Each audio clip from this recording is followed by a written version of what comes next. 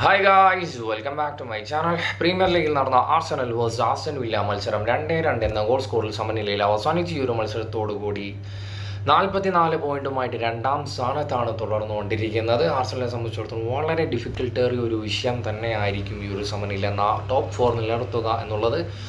അത്ര ഈസി ആയിട്ടുള്ള ഒരു കാര്യമല്ല. ബിക്കോസ് അത്രയും ചെറിയൊരു പോയിന്റ് ഡിഫറൻസ് മാത്രമേ മൂന്നാം സ്ഥാനവും നാലാം സ്ഥാനവും ഉള്ള ടീമിൽ തമ്മിലുള്ളൂ എന്നുള്ള കാര്യം നമ്മളെല്ലാവരും ചിന്തിക്കേണ്ട ഒരു വിഷയം തന്നെയാണ്. വേറൊരു കാര്യം പറയാനുള്ളത്, ആർസണലിൻ്റെ ഒരുപാട് വലിയ താരങ്ങൾക്ക് ഇഞ്ചുറി പറ്റിയിട്ട് പുറത്താണ് ഇരിക്കുന്നത്. അങ്ങനെയും ഒരുപാട് പ്രശ്നങ്ങൾ ആർസണൽ ടീമിനുണ്ട്.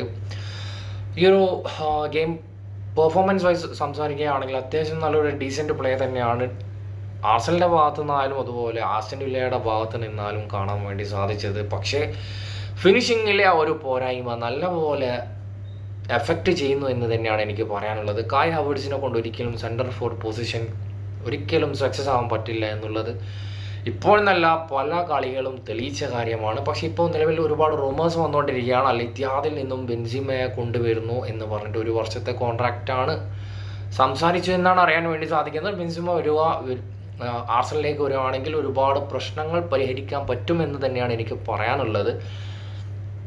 നിലവിൽ അത്യാവശ്യം നല്ലൊരു ഫോമിൽ തന്നെയാണ് കളിച്ചുകൊണ്ടിരിക്കുന്നത്. അൽ ഇത്തിഹാദ് 2ാം സ്ഥാനത്താണ് തുടർന്നുകൊണ്ടിരിക്കുന്നത്. പക്ഷേ ഇത് എത്രമാത്രം സക്സസ് ആവും, ഈ ഒരു ട്രാൻസ്ഫർ നടക്കുമെന്നുള്ളത് കണ്ടു തന്നെ അറിയേണ്ട കാര്യമാണ്. പക്ഷേ ഈ ഒരു ട്രാൻസ്ഫർ നടക്കുകയാണെങ്കിൽ എന്തുകൊണ്ടും ഇത്തരം വെൽ എക്സ്പീരിയൻസ് ആയിട്ടുള്ളൊരു പ്ലെയർ കൂടിയാണെന്ന് നമ്മൾ ചിന്തിക്കേണ്ട ഒരു കാര്യം തന്നെയാണ്.